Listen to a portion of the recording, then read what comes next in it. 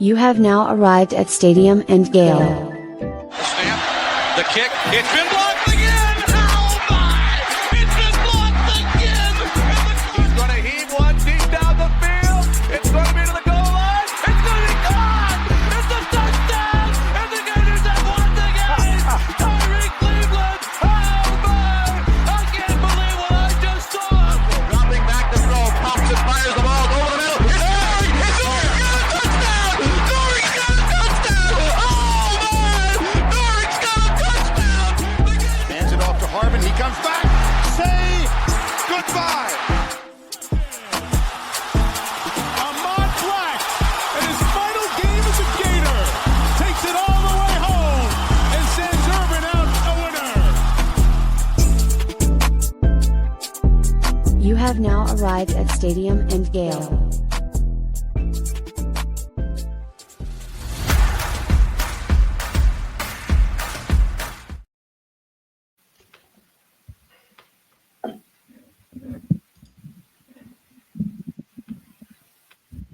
Corey's muted. New podcast, first time.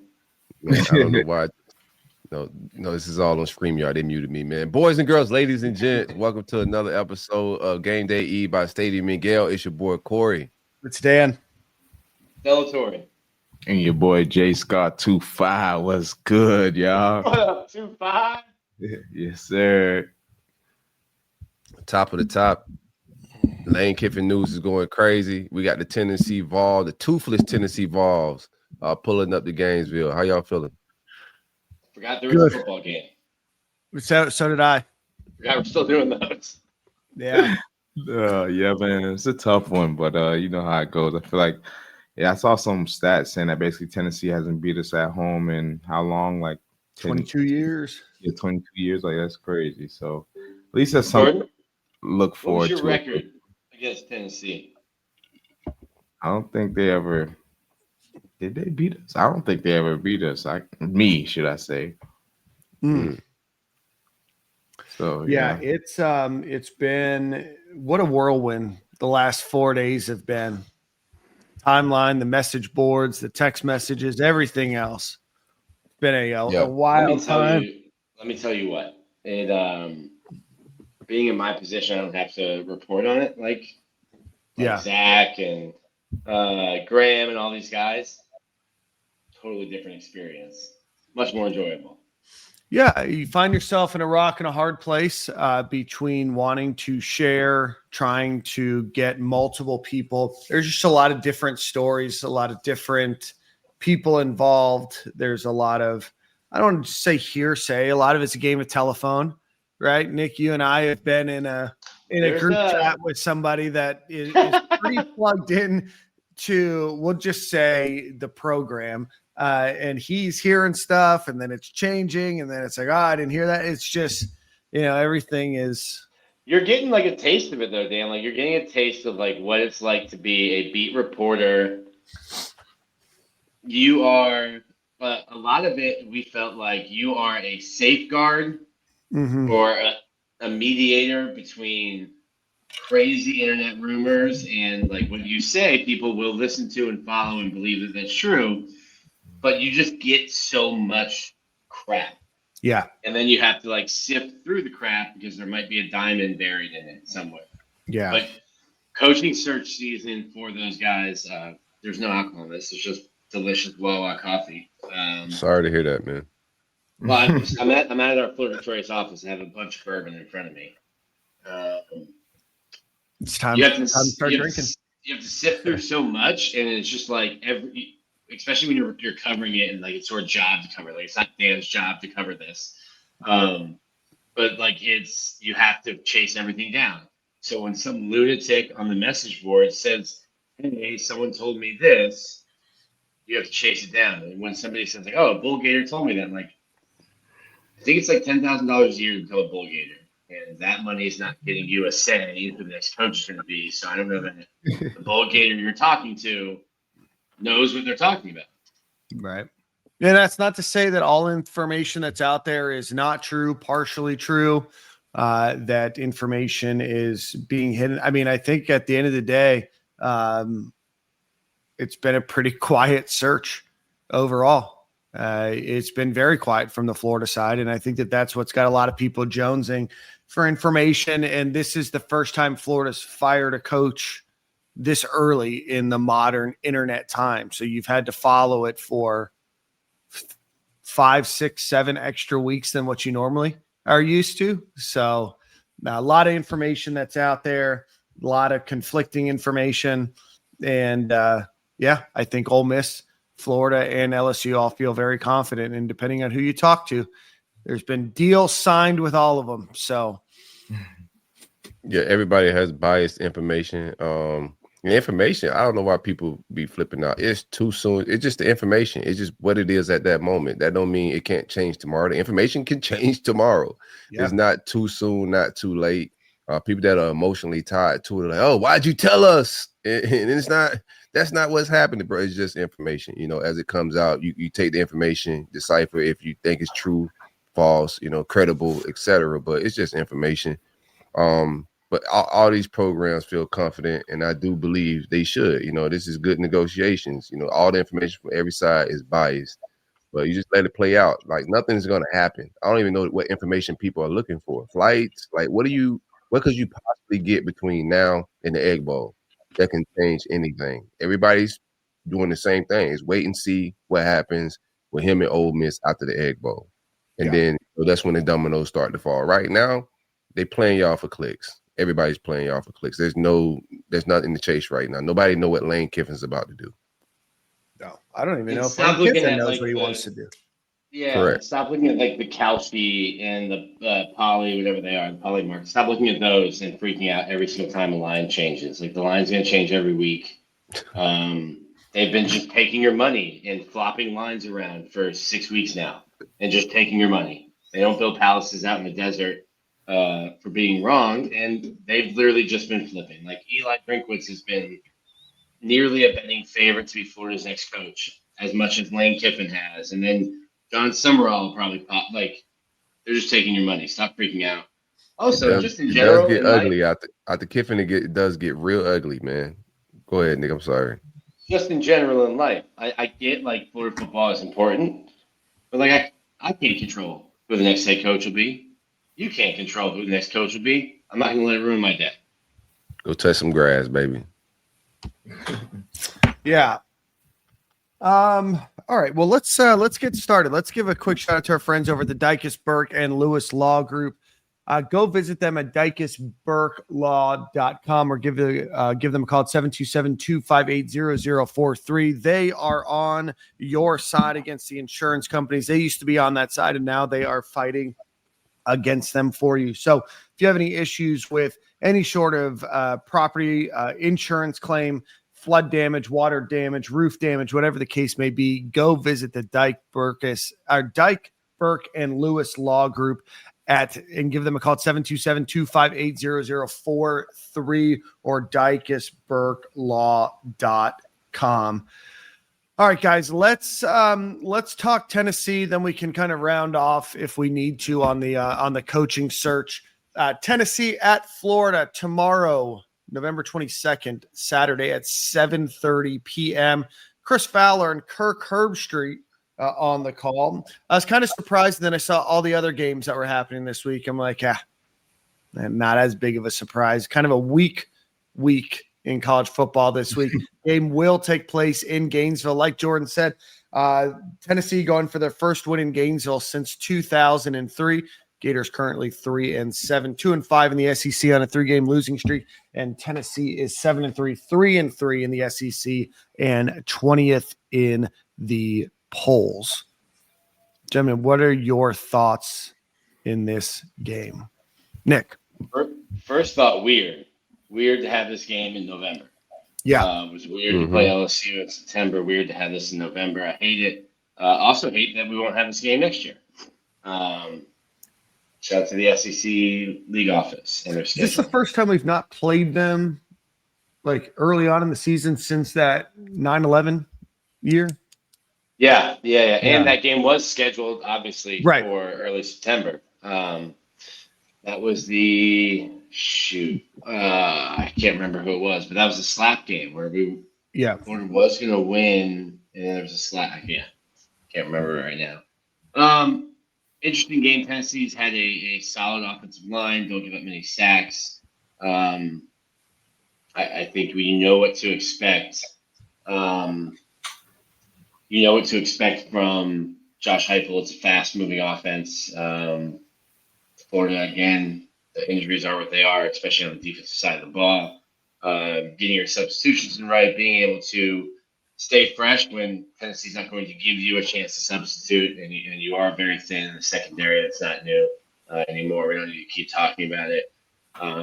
Tennessee kind of middle of the road rushing, but do lead the SEC in passing offense despite losing Nico. So it'll be interesting. I think you do get a really good crowd for tomorrow. Tennessee has not won in Gainesville. We definitely look that up. Maybe do you have that, Dan? Since 2003, 10-game losing streak.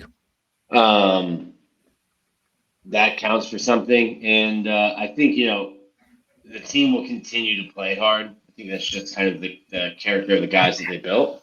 We saw that against Ole Miss. And as long as you don't have a situation in Kentucky where you're coughing the ball up, which leads to points, and then the game gets out of hand and you kind of just put it into cruise control, I think as long as it's close, Florida has a chance to win the game. Yeah. Corey. Yeah, it's a tough style matchup. I'll tell you that. And from a pace standpoint, Heupel and that offense is one of the top in the country. So they have bad luck in the swamp. We'll see if we can get some favor on our side. If the swamp, the stadium could win us one, I think we'll be in the game. I was impressed. Like last week, I thought we could get cooked and smoked in that game, and we did. We hung around.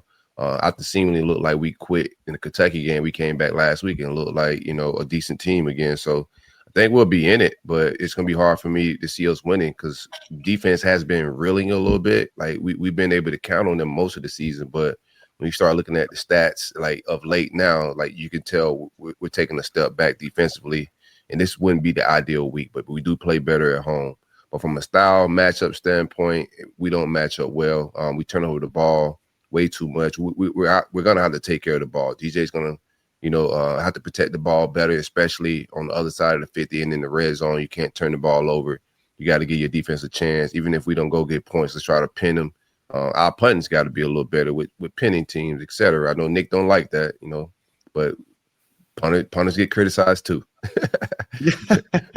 So it's just stylistically, it's not the greatest of matchups, man. But it'll be a close game. I think it'll be a one possession game. Hopefully, we can pull it out, pause, and keep the streak going. But stylistically, it's not a great matchup. Yeah, Jordan. Yeah, I kind of agree with that, man. Just looking at the stats, Tennessee has definitely been offensively effective all season, and our DBs just haven't been stepping up to the challenge week in and week out. I feel like when we faced a team that was good in the past game, it showed. It was a couple weeks we got bailed out as far as like drop balls and stuff like that, but we're definitely going to have to strap up on defense, affect the passer, and basically getting them boys to run the football if we can stop the pass, because I know we can stop the run. I'm just in fear that we can't stop the pass game, so I think that'll be our downfall. But other than that, offensively, I think we've been playing harder. We've been playing better in the past 2 weeks than we've been seeing all season. So I expect that to improve, and maybe we give them a fight in the swamp. A lot of people come into the swamp. It's not easy. It's never an easy game. So hopefully we can get the job done. Yeah, definitely a tough matchup. Tennessee averaging right now 43.4 points per game. So definitely a high-scoring offense, but allowing a lot of points as well, averaging almost 29 points allowed on defense this game. Just to give you guys some names and people to look out for, Joey Aguilar is their quarterback. 66.3% passing, 2,941 yards, 9.2 yards per attempt. That's 22 touchdowns, 10 interceptions on the year. They have lost this season to Georgia, 44-41. They've lost to Alabama 37-20, and then they lost a couple weeks ago to Oklahoma 33-27. So even in their losses, pretty tight matchups, obviously, except that Alabama game. Joey Aguilar has thrown multiple interceptions in back-to-back games. So that's Oklahoma and New Mexico State. So definitely look for the Gators to try to force him into making some quick passes and trying to keep him off his feet. Their offense is ranked 21st in the country right now, or pardon me, 14th overall in the country right now. They're averaging almost 10 more snaps per game than the Gators. They average 78.1. Florida averages just 68.3. They are a pretty balanced team compared to Florida. Florida is a 59% passing, 40%, 40.7% run play. Tennessee is a 54.8% pass and 45.2 yard run plays. Sorry, just trying to balance everything over here. Sorry for stumbling there. Right now, point spread is -4, opened up at 4.5. So, if a game where on a neutral field, Tennessee's probably a touchdown favorite in this one. Just some names, as we often do, that you guys need to know. Deshaun Bishop is their leading rusher with 770 yards, 10 touchdowns. Star Thomas, 458 yards with 6 touchdowns. Peyton Lewis, 290 yards with 7 touchdowns. And Joey Aguilar, 119 yards with 3 touchdowns. Leading receivers, Chris Brazel, the second, leading the team with 873 yards. Braylon Staley, 761, and Mike Matthews, 667 yards are their top 3 guys. And then their tight end they don't use very often, but Miles Kiltzman is their starting tight end with 250 yards of receiving in this one. So again, Josh Heupel is always going to put together a good team on offense, a team that scores a lot of points, and a team that gets a lot of yards through the air and giant chunk plays there. So Caleb Banks looks like he might be back for this one. Hey, Nick? Yeah. Nick told him I missed him and he came back. That's crazy.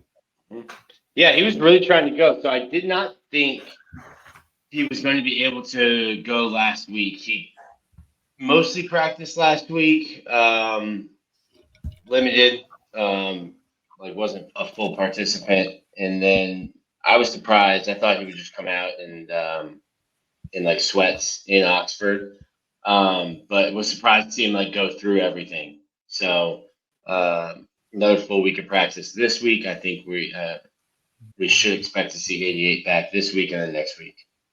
I wonder if they are they doing load management? Pause. No, so if I'm his agent, I'm like, hey, buddy, we're good. Don't do anything. But also, how strict Florida is in terms of letting guys, their doctors, in terms of clearing guys to go back out.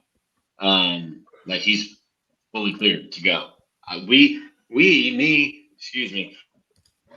Me and him, from talking to him, when he was still in a boot on a scooter, thought his college career was done when he had his surgery. I think he just healed quickly, which even gave him the opportunity to try and come back.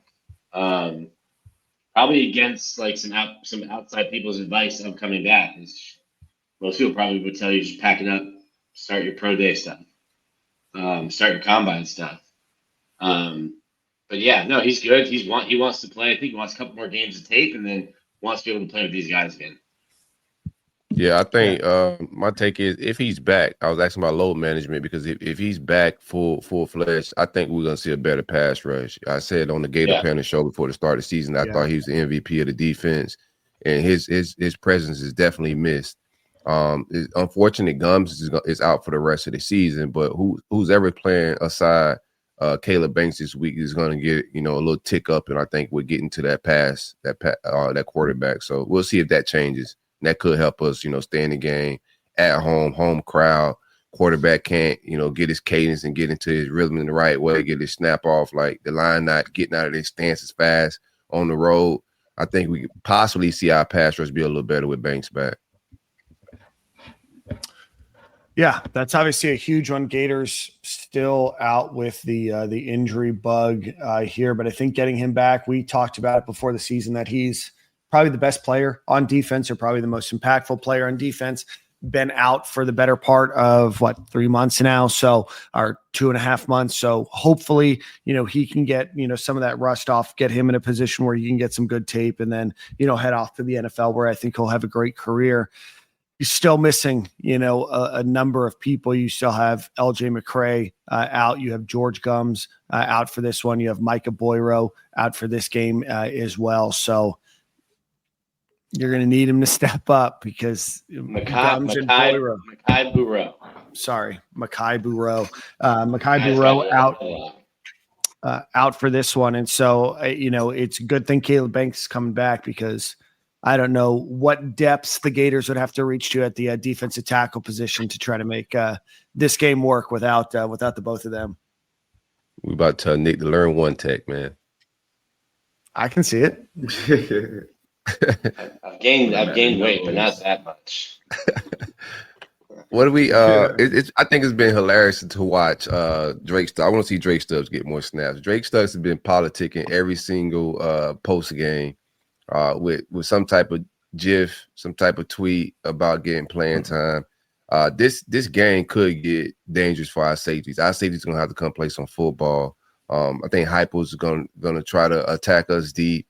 Even though we struggle with the run, his style of play is just his style of play. Hyper going to call a vertical offense to try to test us on the back end, and rightfully so. So if those guys struggle, with hawking the ball, making plays on the ball, I really want to see, Drake Stubbs and Lagunza get more reps. And, 43 my guy. So we'll see how it all plays out, but that's something I would like to see this game. Yeah, I'm kind of surprised. He's somebody that I thought would play more this year. I think a lot of us expected him to play more this year. And safety is tough. It's tough. Yes. It's been traditionally tough for UF as a freshman. But now they're not freshmen. Like this point in the season, you're not a freshman anymore. And some guys are just gamers. And you need people to just make plays on the ball, break on the ball. They need to know the defense. But if you got veteran guys that are struggling at this point, it's a wash of a season. Like, get them boys some reps. They begging for some reps. Yeah, and you don't have to worry about red shirts and anything else right now either. So, yeah. Let's get back to Tennessee real quick. In terms of their offensive line, only allowed 8 sacks this entire year, 12 quarterback hits, and 64 hurries. So, very good offensive line, at least when it comes to not allowing sacks and quarterback hits. Florida's historically this season done pretty well against teams that have not allowed a lot of sacks. I know that the Texas team, the Georgia team, they didn't really allow many, if any, sacks. I think Georgia had maybe allowed 1 all season, and then they were able to get to the quarterback. Obviously missing George Gums, that's going to hurt, but getting Caleb Banks out should give an opportunity to be able to get after the quarterback. And I think that is, something that Florida needs to do in order to feel like they have a chance to win this game. I think that there's talent. It's just a matter of your defense is just kind of holding on with some bandages right now on the health and wellness of the defensive side of the ball. So hopefully they can, get after the quarterback, force some turnovers. And I think that that's the key of what the Gators need to do to win this one. One hundo. Go ahead, Jordan. What you got? I like that shirt, by the way, my guy. Appreciate that, man. I love the OG Albert. But yeah, man, I agree with you. And I think especially if we get Caleb Banks back, man, I think his presence alone, whether he's as effective he was as last year or not, I think he'll demand double teams, get our guys on the edge, a little easy, little rush to get home. Obviously, we was doing it without him, but with him back, I think it'll do nothing but make us better and possibly help our guys on the back end. You know what I'm saying? Because that's part of the problem on why they look so bad. They're not getting to the passer. Yeah, they're not getting to the passers all day, and you can only cover for so long. So, yeah, man, we just need to play complementary football all around. I feel like we've been having a hard time with doing that on both sides of the ball, whether it's O-line's not clicking or receivers not clicking, run game's not doing well, quarterback's not doing well. We need to have a clinic game and something that we can all put together and feel proud about. And I feel like there's no better place to do it. Maybe Florida State game too, but I would like this one just to protect the house. What's usually the vibes like around campus, right? Just from a player's perspective, when a team's struggling like this, you know, fellow students, the city, like what's usually, you know, like what's that feel?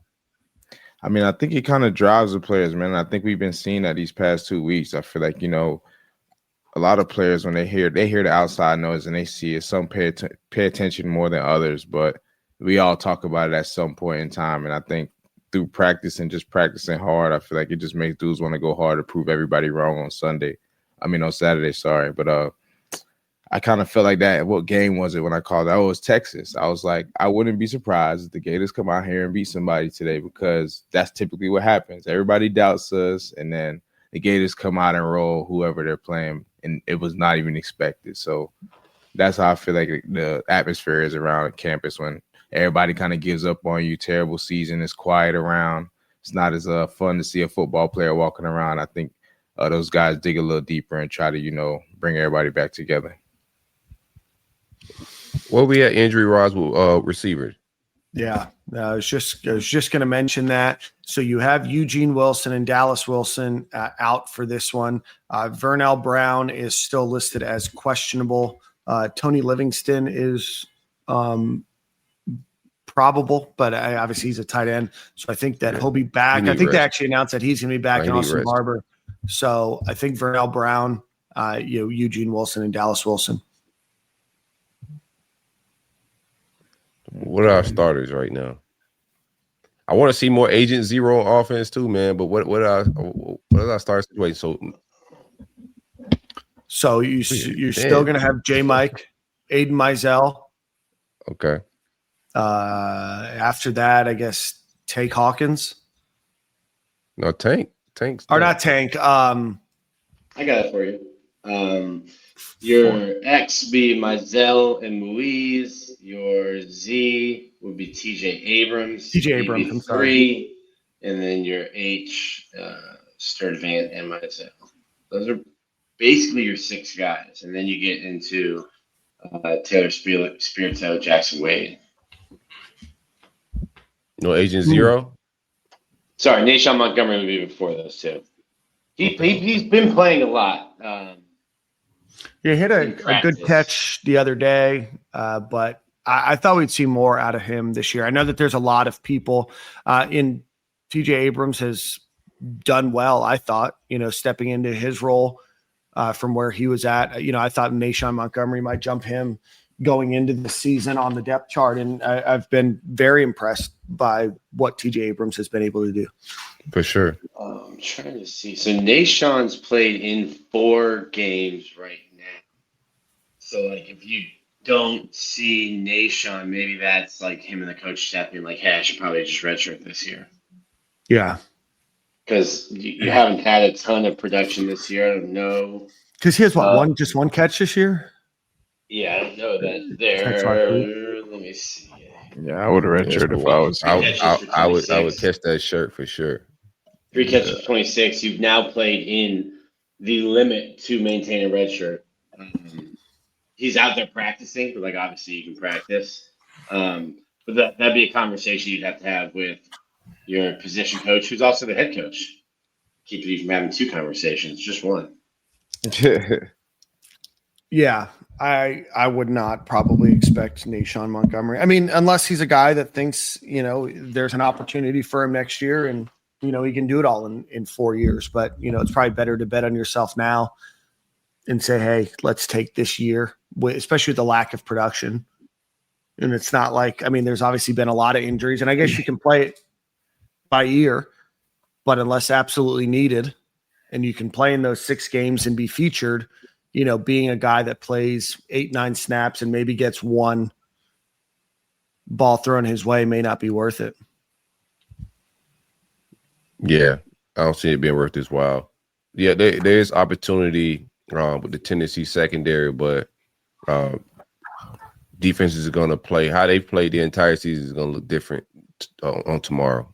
They understand what DJ struggled with. We're going to see some zones and some coverages. They're going to disguise some things, but there are some opportunities in the Tennessee secondary, and it could be a game where we're still waiting on that complete game from DJ. He's had some moments here and there, of knocking off some rust, but we're waiting on him to have that complete game where it's no turnovers, good production, a couple touchdowns, solid in the run game, and that's an opportunity this Saturday. Yeah, Tennessee's defense is not great. They're not. Let's actually see where they're at defense before, because oftentimes I just say things and I don't. No, they're not that great. No, they're 14th in the SEC. They're allowing almost 390 yards per game. Their scoring defense is 15th in the SEC, allowing almost 29 points a game. Their rushing defense is 9th in the country, or 9th in the SEC, allowing 131. And then their passing defense is dead last in the SEC, allowing 260 yards. Now, if we can have DJ Lagway's first half performance of last week replicated this week, I'm scared. Gators have a chance. And I'm never going to pick the Gators against Tennessee until they beat us. There's just something about that swamp voodoo that has them in a bender. And you know what? To be honest with you, it's going to be 3 a.m. when the game kicks off for me tomorrow on Sunday. So, I'm not sweating this one. Not sweating it. I'm going to be going to bed. I'm going to wake up bright and early. Probably wake up around 6:30 or so on that Sunday. Maybe catch the tail end of that game. But, it's going to be you guys enjoy. How many yards away are we from Ball getting 1K? Like, we on 1K watch with Ball. Like, where we at? Best call of the preseason show was Jaden Ball 1,000 yards. You're welcome. Best call. It was really the only prediction I made. So you had like 4 running backs on 1,000 yards. So. No. If I recall correctly, I made only one prediction on that show, and it was Jaden Ball getting 1,000 yards. Yeah. Nick, you got greedy. Some people were like, Nick's not really making too many predictions. I was like, I'm just making one strong prediction. No, I don't think that's how it went. We'll have to review the tape though. Season. But he's 192 yards away, Corey. No. I was just Jaden Ball. He gonna get that.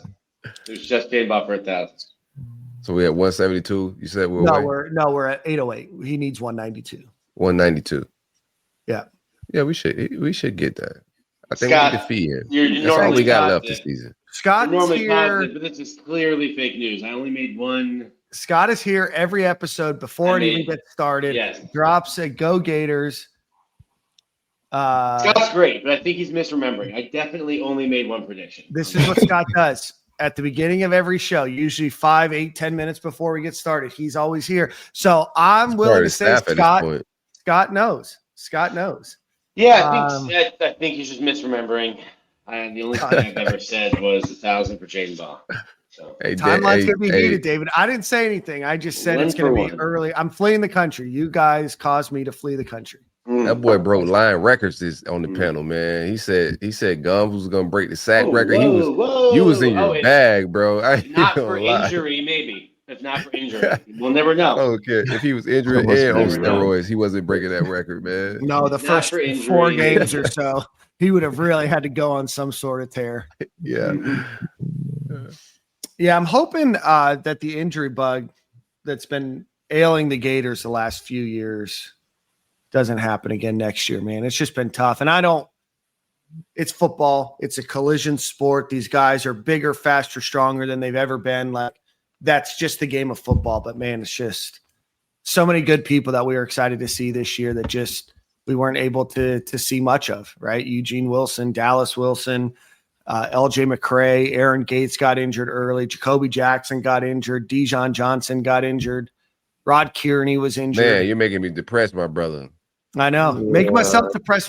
Every time the initial injury report comes out, and Florida has a litany of names, and the team that they're facing has like 5. But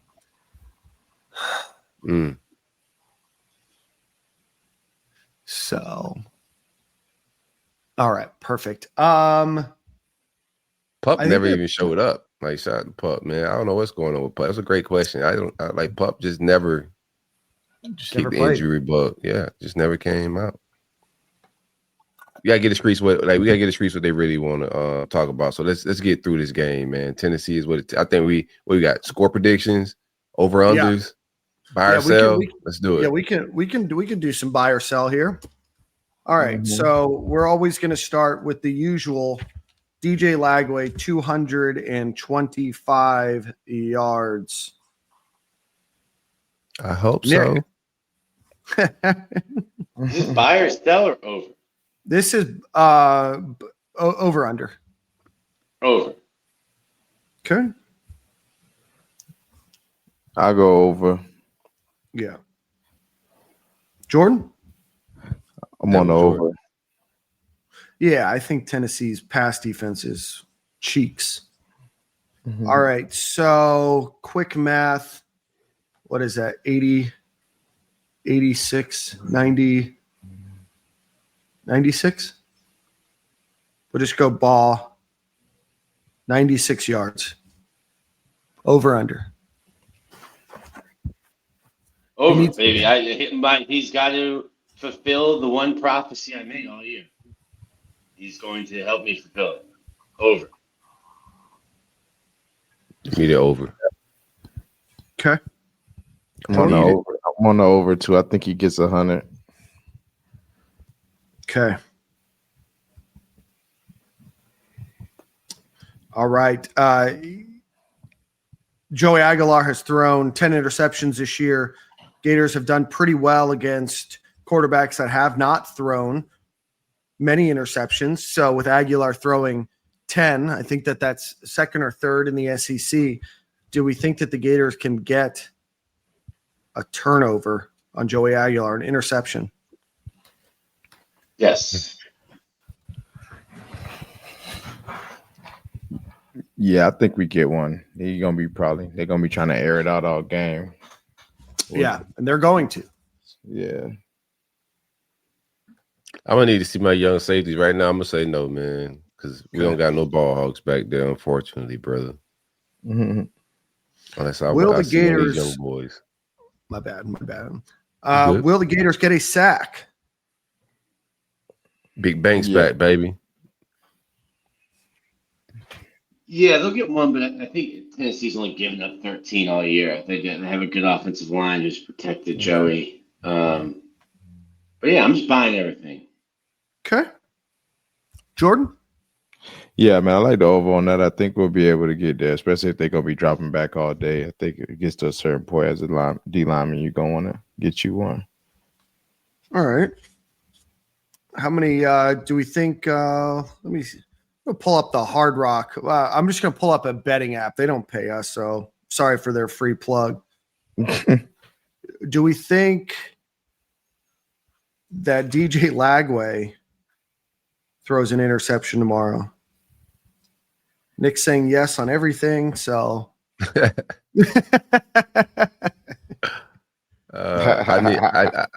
need my boy to go interception free game, man. So like this is really a hopeful take and being positive take. I'm gonna say no, like he gets an interception free game, over 225 yards, man. But we'll see. We need him to have, like, shout out to my guy Reese who's in the comments, man. I need him to keep pulling that dog out and keep fighting just to get better and not folding. Some people had him shutting down the season, but I need him to finish with some, with some dog.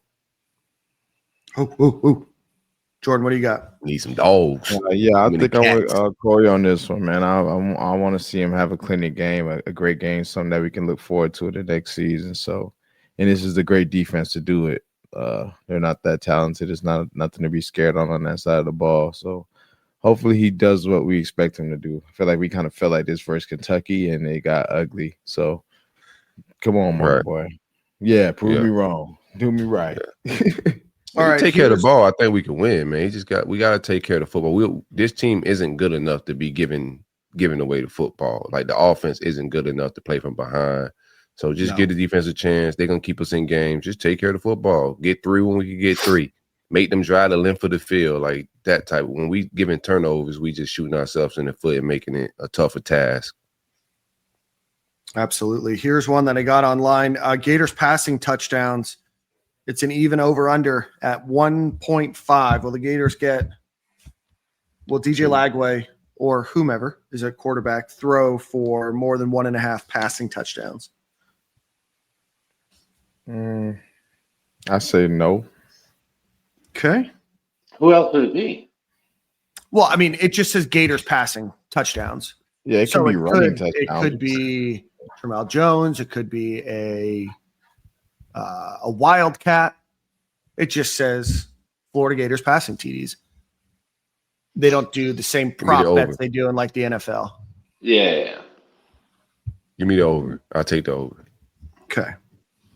The money I've saved in the last 7 years, we're throwing it at you, Dan. Nick has to say yes. So right now, spread moved down to 3.5. Will the Gators cover a 3.5 point spread?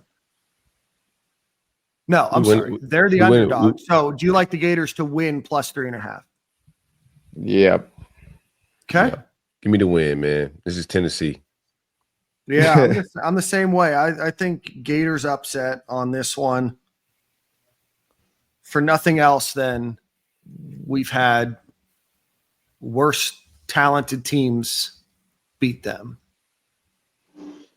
in similar circumstances that the Gators have. So, Jordan, you're a yes. Nick, you're a yes. Nick's a yes all the way down. That's where we're at. Until it happens, you just got to pick against Tennessee, right? It's facts. It's still a rivalry game. It's still a night game in the swamp. We are ambitious. Yes, flip season. We're very ambitious. We're hopeful, trying to be optimistic. We could go on here and, lambast the team and everything else all the time, but what fun is that? It's we're in head coaching search season, right? Head coaching searching. That's the only reason everybody's really here, man. That nobody cares about game day, man. Everybody's here to see like what's the temperature. What we at, Dan? Get a screech, like heat check. I've been told by let's see. There was somebody earlier that said that this is not my lane, so I'll let you guys talk about it. What's not your lane? Anything. Breaking news. Nothing. Just getting paid. Travel would be your lane. Next time, Dan, just do what you're paid to do. I don't know if this person knows what I'm actually paid to do. Right. Breaking news and sources are not yo thing, fam. So. Whoa, man, he came with the heat. Back to the temperature check, man. What you hearing, bro? How you feeling, bro? First off, what's the feel here? I got feelings.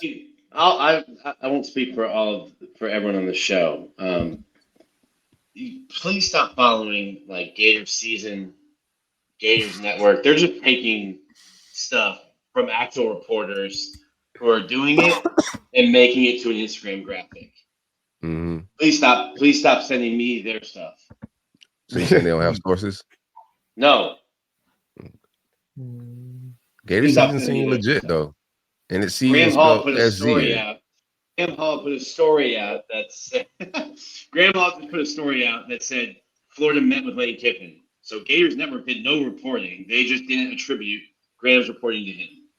Yeah, it's real smooth. Done with both of them. Nick, we're hiding it. Hiding the comment.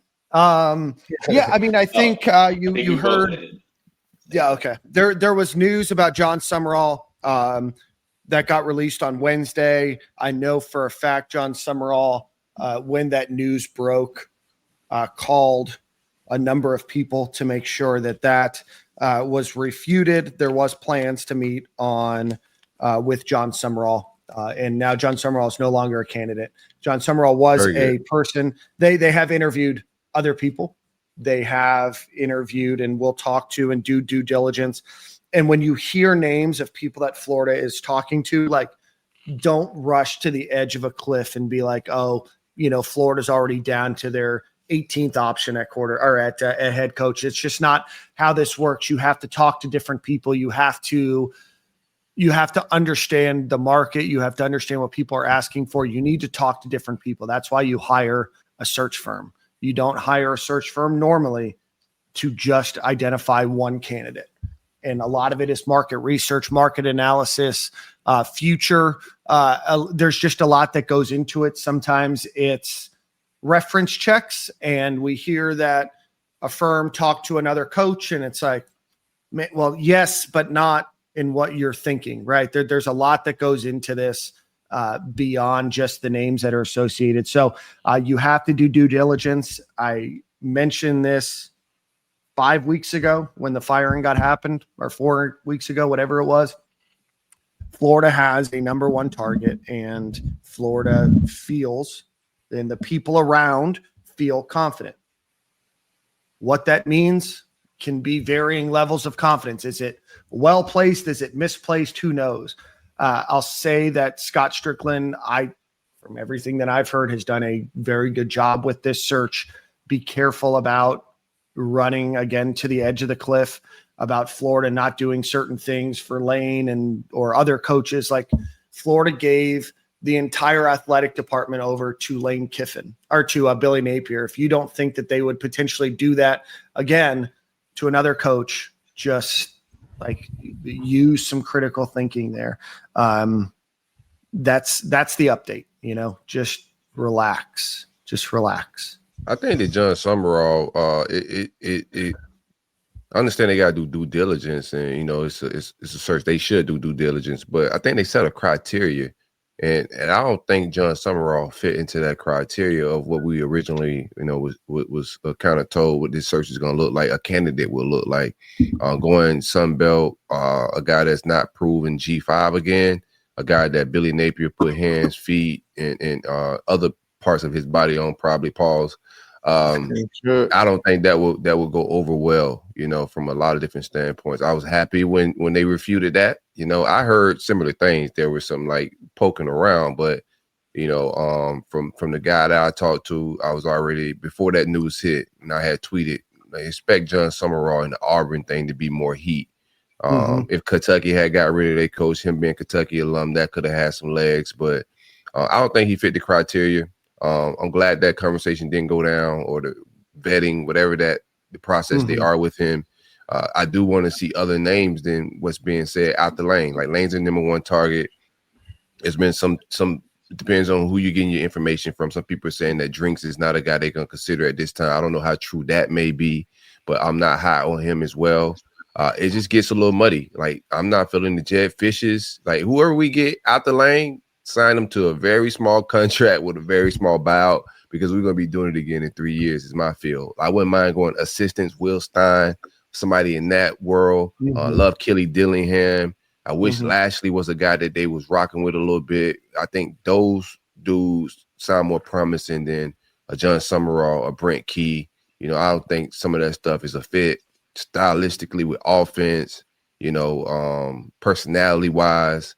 I don't know if those guys really fit what we got going on here, and I think we'll be doing this all over again. Yeah. I think we need to stop talking about Kenny Dillingham, though. Like, he has multiple times done what Ole Miss wishes Lane Kiffin would do, and just straight up said, like, I'm going to be here. I want to be here. Please stop asking me about this. In fact, just go ask yourself why you haven't given us more money, because I would like you to give us money so that we can go buy players that want to be here.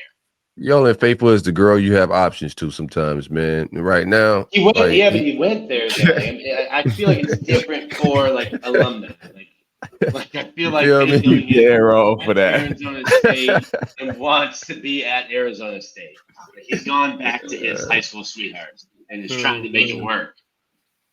That's funny. But yeah, man, I kind of feel the same with this whole coaching thing, man. I feel like Lane is honestly the best option out there right now, as far as just what he's been doing offensively, what he can do for us. It seems that the players will be happy if we do get him and want to stay. My biggest concern is trying to retain our offensive talent. Like, not saying defensive talent is easy to find, but I think Florida traditionally has always gotten good defensive guys. Whether you have a defensive coach or not, we always get guys in here who are talented on defense. Our struggle has been quarterback, maybe finding good receivers, and we have that right now. So whoever that offensive-minded coach is outside of Lane that we can go find and to retain this offensive roster, I think that's the move that we need to make if it's not Lane. Yeah. And I think that there's a lot of people that know that. I mean, Florida's pursuit of Lane Kiffin is not secret. It has been put out there by everybody. There's just not a decision that's going to be made today. I mean, if the decision is made today, it won't be announced today. If there's a decision on an extension, he has a meeting with the AD. He has a standing meeting with the AD every Friday. Do you take with that what you want out of that? But you're just not going to get a contract signed and an announcement made before, at the very earliest, next Sunday. Like, not this upcoming Sunday, the following Sunday, and even that might be early. You're going to hear a lot of different names. You're going to hear a lot of different things, and like, you have to do due diligence. You have to talk to other people. Like, everybody was really, really mad at Florida for not looking at other options when they had Willie Napier, right? And now it's like, oh, Florida's looking at other options. It's like, well, what happened to our guy? It's like, well, nothing. Like, you can't talk to Lane Kiffin and Jimmy Sexton 24 hours a day, 7 days a week. Like, you have to do more than that. But Hoop Shiz is not my burner. We've tried to get Hoop Shiz on the show a few years ago, and just didn't work out. We was gonna get him the FBI shadow, the voice, change everything. He still didn't show up, man. Shout out to Shiz. Shout out to Shiz. Hoop Shiz, I wonder. So Hoop Shiz is constantly wrong about anything that isn't recruiting, but like also very right about recruiting. So I wonder who Hoop Shiz could be. Hoop Shiz is the one who said Ed Orgeron was going to be Florida's head coach. That's true. So, well, no, he said that. No, he didn't say it. He said that Florida was going to hire him to be the offensive line coach. Offensive line coach. Okay. Yes. Interesting. He's the defensive lineman. Defensive line coach, whatever it was. Okay. Gotcha. Poor Ed's been on a damn plane for 4 years, getting refueled in the air, just circling Gainesville, waiting for the call. Yeah. The plane watching has been absolutely crazy. Like, by everybody involved. I'm gonna be honest, like, we need to have like a coming to God moment here, man. Like, an intervention with everybody. Like, this is not Nick Saban. Like Lane is the best candidate in a weak pool. I get it. But everybody needs to just calm down a little bit, bro. Like, no decision's gonna be made. Like, what plans could y'all actually be? You think he's gonna just get on the plane and go to the school right now and have an in-person interview? We have cell phones, Zooms, Google Meets, StreamYard. Like, these people StreamYard. What if they accidentally hit go live on YouTube? Right, and then it's a live conversation for everybody. Everybody need to chill out. Like, all the plane watching, it's too much hysteria around it, man. Like, we're gonna find out after the Egg Bowl where everything's at with it. What did you guys think about the interview he did? I thought that was very weird. I'm gonna be honest with you. I thought that was very awkward. That the whole one thing on Pat McAfee show. Yeah. What do you guys thought about that? And I'm not gonna say like, oh, like, look at me, but like, Lane is a great deflector, and I knew as they were like going on that he had like a player with him. And he's like, well, let's just talk about him instead. We're like, classic deflection moment, right? I think it is weird. It was a pre-recorded interview. I think he finds it very awkward. I think a lot of this is him, right? It's a Lane Kiffin experience. He is like immature.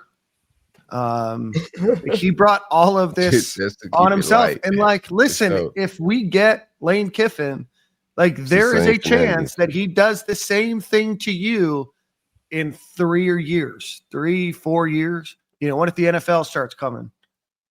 Yeah, if you get that girl and she cheated on her dude with you, and then she becomes your girl, you're gonna have that same, thing in the back of your mind. Like, all right, bro, like, I know how I got you, and that's how I could probably lose you. This is just who Lane is. This is how Lane left Tennessee. Every job he's at, he's flirted with other jobs.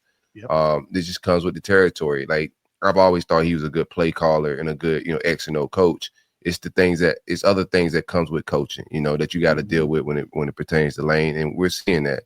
If I was an Ole Miss fan right now, I'd be absolutely mad that my team's a playoff team and we're dealing with, all these shenanigans and not just focused on trying to go win a natty. But this is a weak pool, right? Yeah.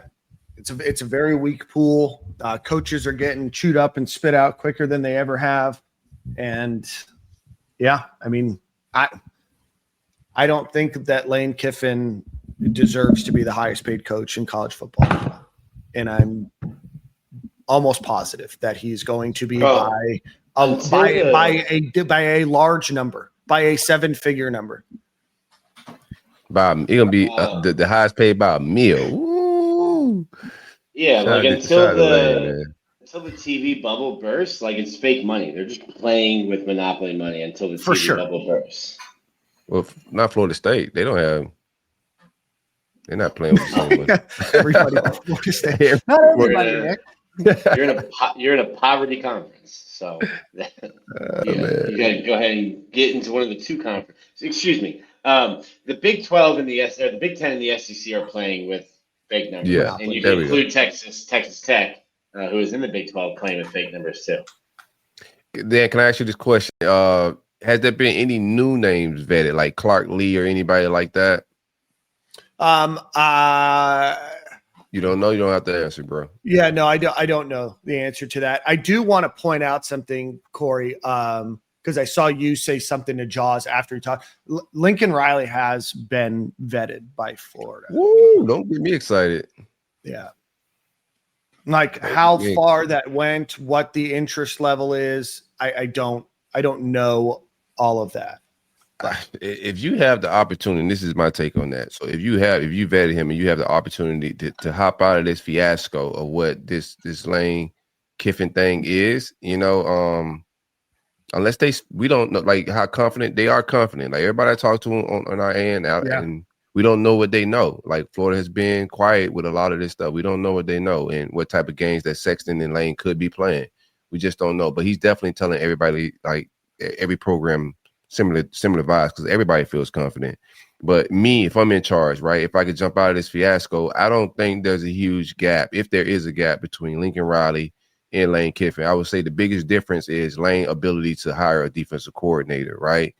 And you would need Lincoln Riley to come in here and make a significant hire at DC. Lane has shown he can do that, and he's done that. He's had good defenses, but I don't think, I would be flirting around with it if Lincoln Riley's a guy I could get aggressive with and get into the fold. Because from the go, for me, it's been 3 guys that I thought fit the criteria. One's already signed with Virginia Tech, and now you still got 2 that are kind of, open and accessible to. Everybody else, I don't think is qualified. Yeah. No, 100%. And Graham Hall put this out there online. Florida met with Lane Kiffin's representatives and others yesterday. If it's where I think it was in Louisiana, and we'll see. We'll see. I mean, but if everybody feels good, then I'm here. I feel good. I'm here for the shenanigans, brother. So I feel good that the people that should feel good still feel good, and they haven't wavered. Like people behind the scenes that they're not doing a lot of talking that we talk to. I feel good that they feel good. And I also feel even better. Now you telling me, 'cause I thought Jaws was giving you a hard time when he said that, man. I thought you guys were still like taking no. Jaws and I are on great footing right now. Okay, that's good to hear. That's good to hear, man. Two of my favorite guys. We never haven't been. We just differ on some things, and that's fine. That you can still, have good disagree and still have love for each other. Yeah. Cool. You don't have to attack them personally, or you don't have to make fun of them or criticize. But that's showbiz, baby. I feel better that this information is true though. That Lincoln Riley was vetted because I think he should be a strong candidate for the job. Yeah. Again, I don't know where that started and ended. I just know that there has been at least some conversations regarding him. Dog say he can't believe people are trying to meet and fight over a coaching search. No, it's wild, man. Yeah. Well, you guys want to go touch some grass? Let's do it. Hey, right, safe guys. travel, Dan. What time the private jet pulling up to your driveway, man? I leave this afternoon or this evening. I leave this evening, head over the pond. So I will not be with you guys the next 3 episodes, but I'll be back Appreciate you guys. Appreciate everybody for having my back. Man, go Gators. Beat the hell out of Tennessee tomorrow. Go Gators. Go Gators, baby.